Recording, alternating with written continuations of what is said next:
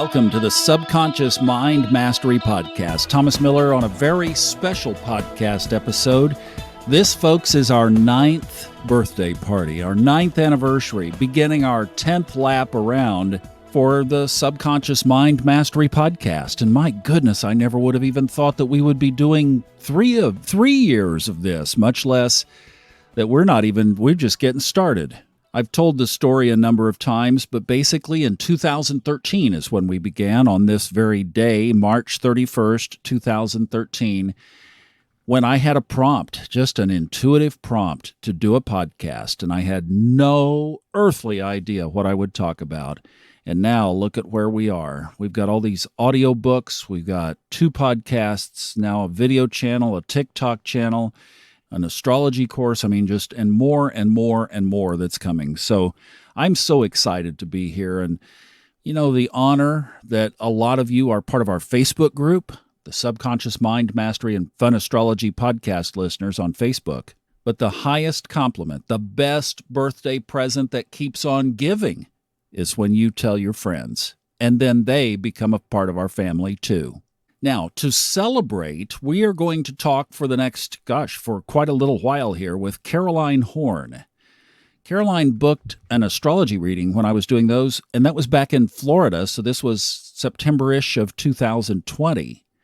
And she had just recently embarked on her journey reading Akashic records.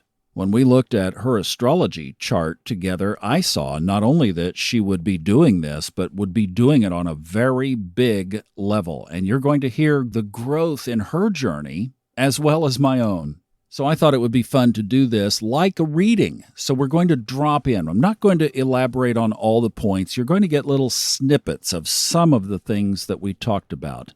But you'll get an idea of what an Akashic records reading is really like.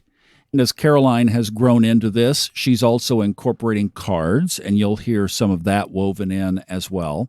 And then just some of our dialogue between friends. So to begin, Caroline always cites a prayer to open the Akashic records. It's a prayer of intention.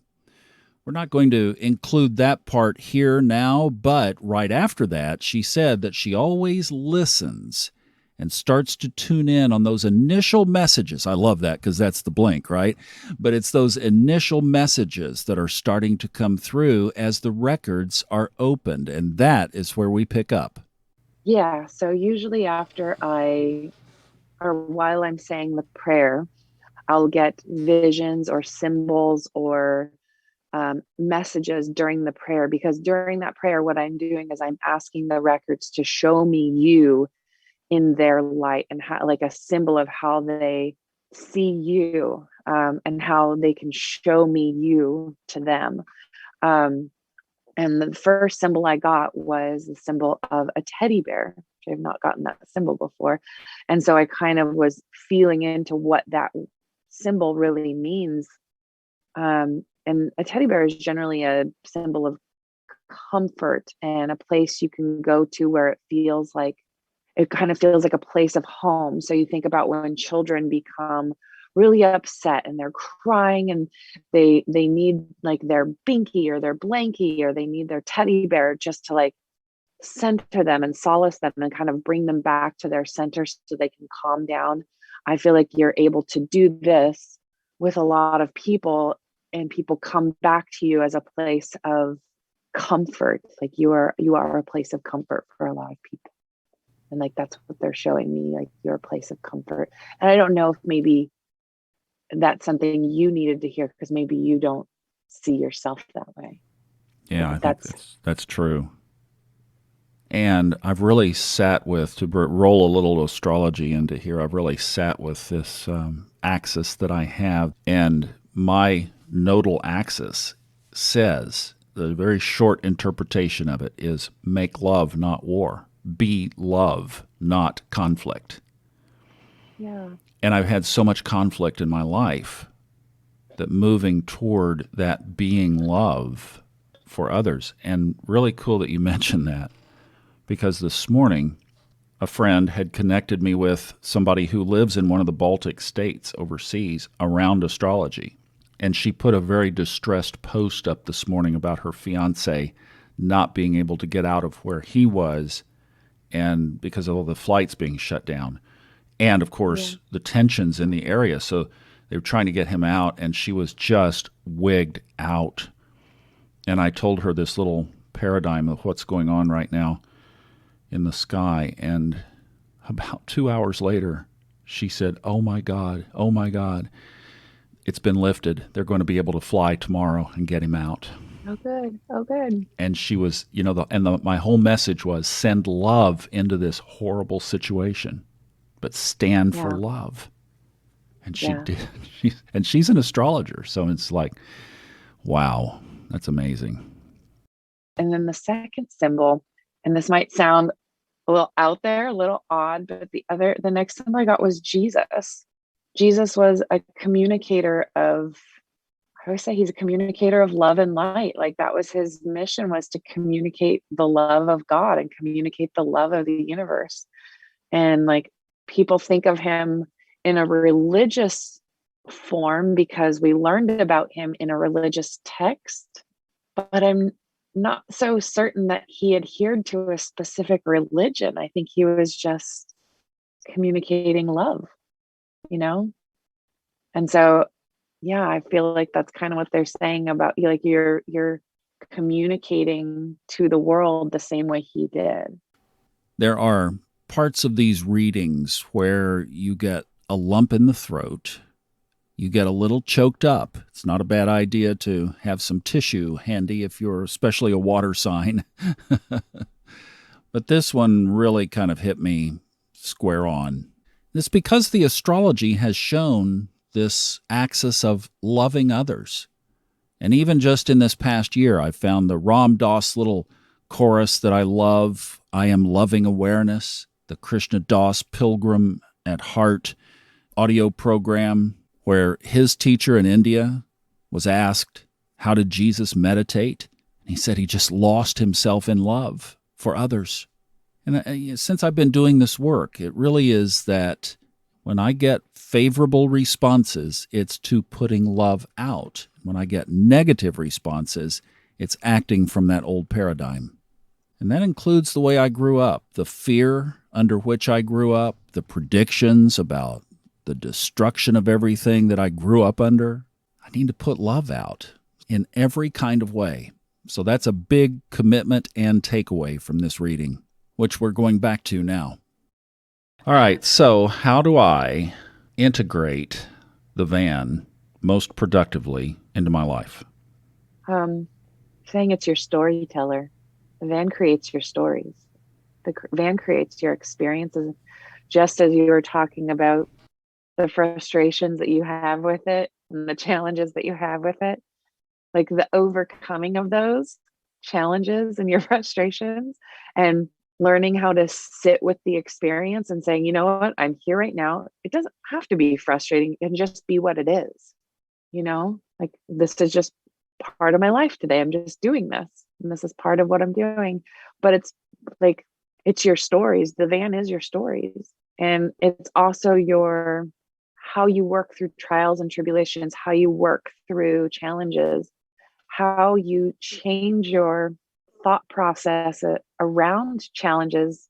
Do these challenges have to actually even be a challenge? Are you just seeing them as a challenge, but really it's just an activity of your day? The van is your storyteller. It's your story maker. So when you have a thing that you're going through or having to deal with something new, instead of saying, oh, this is so tough, I'm having such a challenge today with this van, saying, I've got a new story about my van, Yeah, for sure. Abundance of them. Radio, fun astrology on the radio. They're saying fun astrology is already on the radio. And technically, the podcast is over like radio waves, right? Kind of the same thing. They're like, it's already on the radio. How do I expand it? How do I get more people listening to the message? Look, if the message is love, if I'm doing a good job with that part, how do I get more ears and more eyes? I'm just hearing like you need to expand your online presence. And we went into this area quite a bit that we're not going to play here, but the idea was to just expand and keep, almost like throwing the rock in the pond, and the rings, the concentric rings, keep coming out, just keep building more and more and more rings. So from the time Caroline and I spoke and recorded her episode to this time when it's being released, I have started a new video channel on YouTube under Fun Astrology Podcast, and also a TikTok channel under the same name. So already those are two new areas that I'm just now, right now as we're recording this, just getting familiar with. But we'll get her down and keep growing, and I've got Instagram on my sights next. Last time we talked about books. And your cards kind of, I knew it was going to talk about creating, because you've got like the card create and express, which is like create and express what you're feeling. And you already do a great job of that already with your podcast. But then you've got like cards that are talking about kind of unburying yourself from all the things that are distracting you from getting to your project, getting to kind of end up getting buried with a lot of things that are going on. And sometimes it's like a constant effort for you to unbury and kind of clean things out, right? And they're just saying like, you're doing a good job of that, keep it up, but no, it's going to be a constant thing for you, because you are almost spreading yourself in so many places that you're spreading yourself thin. And in order to kind of take time for this inspiration, you've got to like really unbury yourself and apply those new uncoverings, that new space and time towards that. Does that make sense? Because I feel like sometimes you're clearing and creating space and creating more time for yourself, and then you fill it with a lot of other stuff instead of putting it towards these inspirational ideas that you have. Yeah. And I think like thinking about, getting Fun Astrology on the radio and doing the podcast, and then doing your YouTube page, and then you've got another podcast, and you're moving around all over the place. They're just like, clean some of this up. Oh, and then the audio recordings for Fred. It's like you got to clean some of this up to create time and space and focus for the stuff to come out. There are several major takeaways from this reading, and I think this is one of them. I'll have to sit with this, because I am a hard-charging, the astrology paints the picture, but let's just say that I tend to, I try to cram 25 pounds of flour in a 10-pound bag. So I'll be sitting with this whole thing of opening up the space and not refilling it. Now we took a look at some of the cards that Caroline had drawn before we got started. So as far as your cards go, like this is all a process, right? It doesn't happen all at once. Like we're not going to have this reading and then tomorrow you're like, I'm doing it. I'm all these things, right?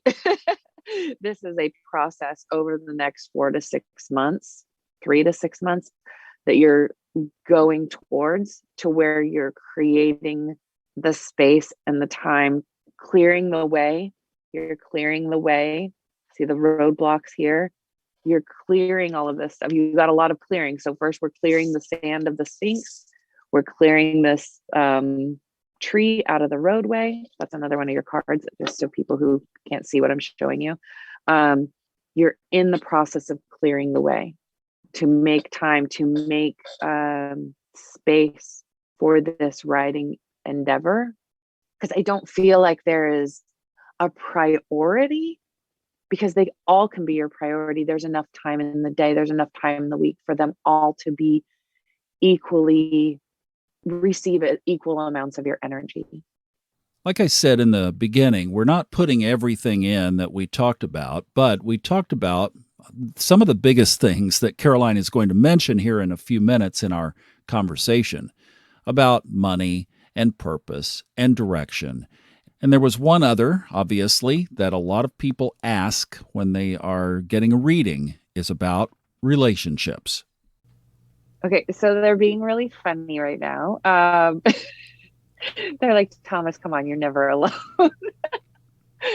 Between all of the people you talk to on a daily basis, and honestly, and you can correct me if I'm wrong, but they're saying like even when you're talking on your radio show and when you're doing your podcast, like you're connected to people. You're connected to them, even if they're not talking back, you knowing that they're listening, you're connected to them. You're not alone. And you don't, I honestly feel like you enjoy doing all of those things because you feel with people when you're doing it.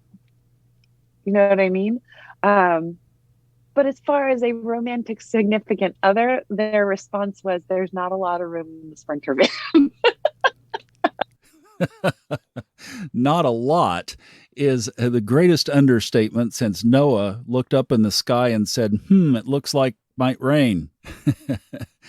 Yeah, somebody would have to catch up with me right now, and that would indeed be a little difficult. But I remember one of my favorite songs is the Bob Seger song, Roll Me Away. It's about him, as he says, being tired of his own voice, getting on a motorcycle and just riding off into the distance. Doesn't get too far down the road, and he says he stopped off to have a brew, meets a young lady who took one look at the bike, and they ride off together for months or however long the journey was. Well, having given up alcohol permanently, that's probably not going to happen either. But it is one of those things that you just never know in the old world of creating and manifesting and everything else. Well, now Caroline and I are going to get caught up. We've both have done a lot of growing and living and experiencing since 2020. So the first thing, Caroline, how's it been going since you've been doing these, since the summer actually of 2020? But what's been coming up for you and for some of the people that you've been working with? Oh my gosh. Well, it's when it comes for the people that I'm reading for, it's different every like no two readings are the same. I'll say there's one consistent theme that our guides always want us to take with us everywhere we go. You are perfect. You are unconditionally loved. You are given grace. There are no mistakes. There's only lessons. And try to worry less. Like we didn't send you here. You didn't come here to just worry all the time. I feel like maybe it's everybody. Maybe it's all, I can only speak for those of us here in the United States and how we were raised and the schooling that we went through. But I feel like we're almost taught to worry, and we have to, as adults, unlearn worrying. Isn't that the truth? I mean, we literally drive ourselves physically ill worrying. And then whenever you connect to the other side or to the spiritual higher source or self, you get this kind of message. Just stop worrying, live, be. Oh my goodness, what a lesson. So, what do you think it is about the Akashic Records that is so special? I mean, there are a number of different ways that you can connect, lots of different ways to do readings and connecting to source and to these higher vibrations. But what is it that's special about the records? Well, I'll say because I don't do other types of readings, I don't really have a comparison with my own energy, right? So I can tell you how I feel when I'm doing the readings is when I say that opening prayer, it opens up a connection to the Akashic records. And I personally feel a different frequency or a vibration I feel like I'm in another level of frequency. So, okay. And let me explain what I mean by that. So when we talk about like 3D, 4D, 5D, different frequencies, that kind of thing, they all exist simultaneously right here, right now. Just the same way I can see the paint or I can see the light.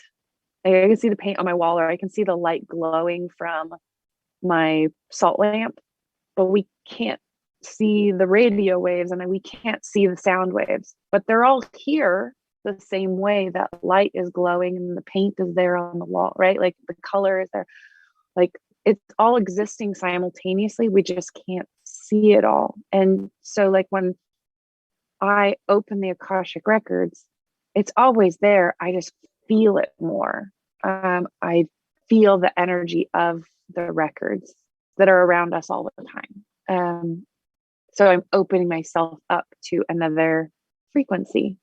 It would be like one day all of a sudden I can just see the sound waves, you know? And I've actually I've opened my own records before, and I had like the angel music playing, and all of a sudden I was just seeing like waves, and I asked my records, what is that I'm seeing? And that's the sound waves. You're seeing them. So I've actually opened to the frequency where I could see them, and that's what I mean by I'm still here. I'm still present. My body is still physically here. I'm just aware to more. Does that make sense? Yeah. Now you've sparked or spawned a free will versus fate kind of question for me. So going back to what the Akashic records are, my understanding is that they are basically a documentation of all of our soul, like everything. It's an all-on recorder that captures everything of every soul journey that we've had here and elsewhere, right? It's kind of like our soul repository, inclusive of everything. So, and it'll even include businesses, because businesses that start have an energy to them, and it's recording that energy of that.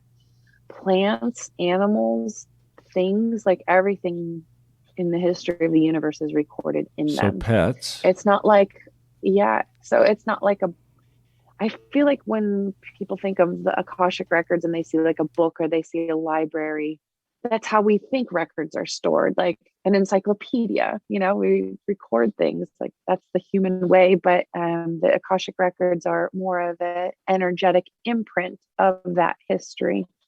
So that energetic imprint, energy is everywhere. The Akashic records are everywhere. Ether is everywhere. It's stored. It's an energetic imprint in the ether, which is why it's so accessible to everybody.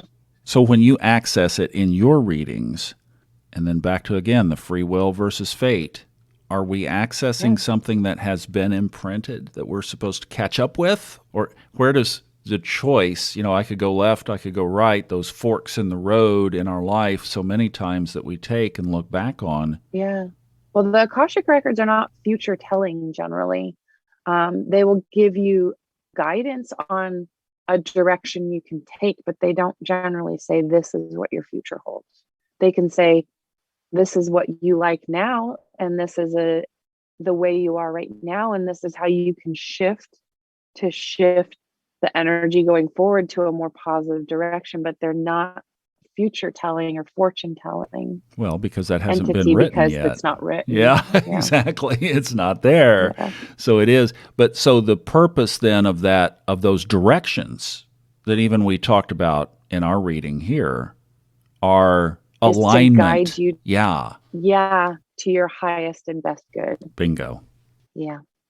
So and I think like I said, I can't say obviously there's psychics out there that want to tell you your future, and maybe they get messages about future, but it's always based on your current energy. So if your energy changes, your future is going to change. So that's why, I always tell people, take what resonates and, move with what the messages are that you've been given. And even when I've gotten readings from psychics and mediums and they've told me future answers to questions that didn't come out, like I don't hold them in any less regard.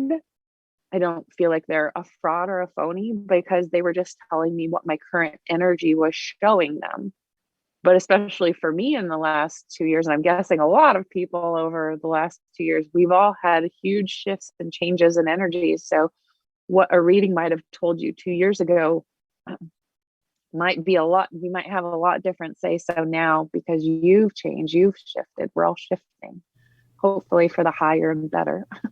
Exactly. And that's the other thing too. I feel like the readings also are, I'll say this a lot in my readings. I always say, do you know what I'm saying? Do you understand what I'm saying? Because I feel like I'm talking. And so here's the thing with the Akashic records. I get a lot of concepts, and then I've got to translate those concepts into words and help people understand the concept of what I'm getting. And I only like hope I'm doing a good enough job that it's coming across completely and clearly.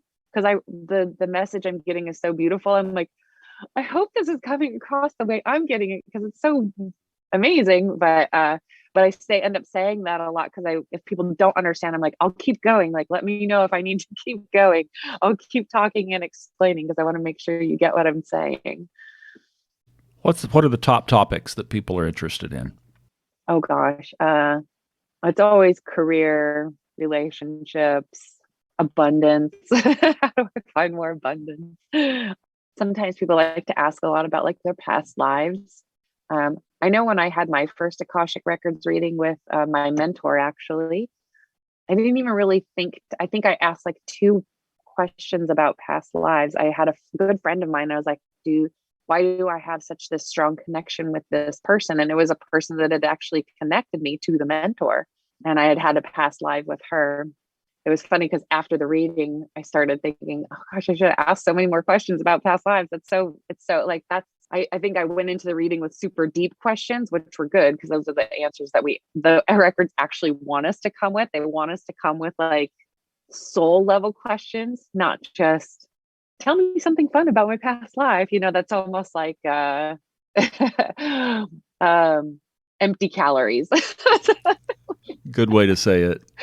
Yeah, it's like come here for like the good stuff, the hearty stuff, the useful stuff, not just empty calories. But then afterwards, I'm like, gosh, I should have asked more empty calorie questions. That was fun, But I'll say, as long as you're looking for some information that's coming from those past lives, that like just asking things for the sake of the fun of it, they're like, okay, we can do that, but that's not really why you came here. But I'd say those are the most common topics people like to know, their purpose. And sometimes people incorrectly conflate their purpose with their career. Sometimes their purpose is being and doing all at once in whatever career they choose that they find joy in, right? But being and doing their purpose, not their career being necessarily. Like for me, like I feel like my purpose is bringing messages from the Akashic Records, but this isn't my job. Like I have a real 9 to 5, and I still have to go do that. But I will say, like, even in the last 2 years, my perception of my job, my perception of what my job brings me, my energy and intention towards it has changed. So it's changed for me. Yeah, I'm changing on this route with everybody as well. So, what's been your biggest surprise over the last year and a half? Well, I will say when I first started doing it, I was really nervous. I wasn't very confident. And being somebody with 5 planets in Leo, you would think I had all the confidence in the world. But I want to say I'm really surprised at how much the records have taught me. I know that sounds crazy, but the more you listen, so the universe and your guides and your angels are constantly sending you messages. And the more you listen, and I always tell people, say outwardly, I see the message, I receive the message, thank you. When they recognize and they hear you saying, I'm receiving it, they'll send more. And they're like, oh my gosh, they're finally getting it. They're here, they're with us. And I feel like through the Akashic Records and just listening to them, listening to those little messages, the fun thing has just been seeing the growth and seeing all of these gifts that they're giving me, and the confidence I'm having in those gifts. Because again, I'm not always right 100% of the time, but I'm up there. I'm up there pretty good. So I feel like I'm really confident in what I'm doing, and I really didn't think that I would be at this place just even a year and a half from now. I will say too, the records have changed me as a person. Being that I have 5 planets in Leo, I can also be very butt heads and a bit confrontational and a bit like rawr. I'm a lot more of this be and do at the same time, and I'm very cautious and try to be contained and looking at things as challenges are unseen blessings now, and I look at them as life more as an adventure, and I don't react quite as fiery as I used to, and the records have just brought an immense amount of peace into my life, into my way of thinking, and changed my way of thinking, because as I give readings to others, I'm learning too. So what you guys get to learn in an hour about yourselves, I'm learning through your reading and everybody else's. So it's really, it's such a gift. It's such a blessing. I feel honored that I'm able to do this for other people, and blessed that I'm getting so much understanding of the world and the universe through it. If you're comfortable with this, I know a lot of people ask about life purpose. They want to know, what is my real reason for being here? And the records would be a great place to, obviously, to explore that.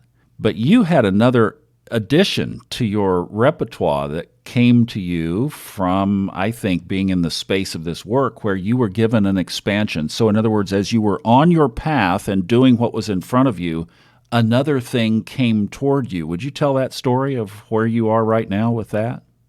Yeah, like I said, I have a full 9 to 5 job, and I do Akashic records kind of in the evenings and on the weekends and on the side. And I recently did a breathwork class, and during that breathwork class, my hands, my fingertips were tingling with these electric sparks. And I know that that is typically referred to as Reiki energy. And I've done sound baths where there was a Reiki healer there. I've had actually one of my clients, I exchanged a Reiki session with her for an Akashic Records reading. And I've always been really fascinated and interested in it. And so when I did the breathwork class and I had it, I'm like, oh my gosh, I've got Reiki in my hands right now. And I was actually laying my hands while they were sparkling and tingling. I was laying them on my different chakra centers, because I felt like that's what needed to be done. Like I was just being intuitively guided through that during this breathwork class. Well, a week later, I go to this expo, and it's called the Conscious Life Expo here in Los Angeles. And it's everything spiritual that you could think of. And then they had speakers. And anyway, my girlfriend and I went to this expo, and upon walking in the door, a woman just handed us a 3x5 card with, pool area, 8 o'clock, wine and cheese get together. And the woman who was hosting it, she was just literally hosting it right outside her hotel bedroom or her hotel room door. It wasn't like a organized thing for the event. It was just this person inviting nice people throughout the event to come and do this. And she just started doing short little tarot readings for people. So in that tarot reading, she had mentioned there was something else I was ready to expand my business, and it had to do with healing. And I was like, yes, I'm looking into getting into Reiki training. And she's like, yeah, they're telling you to do your research to find the right trainer for you, the right person to do this for you. Don't just go to the very first person, because I know you're excited to do it. They're like, do some research. And so I did that. I kind of simmered down. I was like, okay, we're going to do this eventually, but find the right person. And then a couple weeks later, I had a dream that I was doing Reiki training. And then the next morning I was listening to your podcast, and there was a Reiki woman on there who was talking about she does courses. And I'm like, okay, I guess this is my sign that I'm supposed to be doing training with this person. So, and that's why they were telling me, hold on, we're going to send the right person to you. So yeah, there's, again, if you're asking for messages and looking for messages, they're always coming in. That is so cool. Congratulations on that, and wish you the best on that piece of your journey. That will be an incredible addition to this. But it just underscores that really it comes to us in bits and pieces along the way, isn't it? Yeah. And you probably and I think see importantly too is like asking the questions. Like I asked that question for the tarot reader. I went to breath work, and that was some of the information. Like when your hands started tingling, I'm like, oh, this must be Reiki energy. Of course, I got other messages through the breath work, but like doing those deep dives and asking the questions, whether it's pulling your own oracle cards after asking the questions. I've had multiple situations where through online, people I follow on Instagram or on Facebook, there's free stuff that people are offering. I just did a free 4-day, they did 1 hour videos training and improving your card reading skills. And I was like, oh my gosh, I want to do this. So each day for the last 4 days, I was getting these little videos and watching them. So there's so much stuff out there that people are also offering for free. And you just have to be willing to take the messages, take the information. It's out there for you. Just giving yourself the time. It's like, it's your self-care. It's your connection to the universe. It's like some people like to spend time praying. I like to spend time connecting to the universe in other ways and connecting to God in other ways. Yeah. That's awesome. That is so cool. How do people get a hold of you? Well, I think you have a link on Fun Astrology Podcast to my website, and my website is theakashayana.com. So it's the Akasha, AKASHA, and then Yana, YANA.com. So theakashayana.com. And then my Instagram is the same. It's at the Akashayana. The reason I chose that name is Yana in Buddhism is like a journey or a path.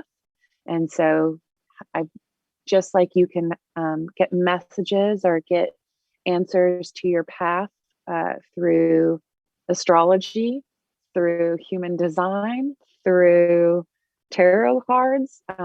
This is your Akashic Records path, your Akashic Yana. Caroline, thank you so much. I cannot tell you how touched I have been editing this. I'm very sensitive to vocal tonality and expressions that come strictly through the voice.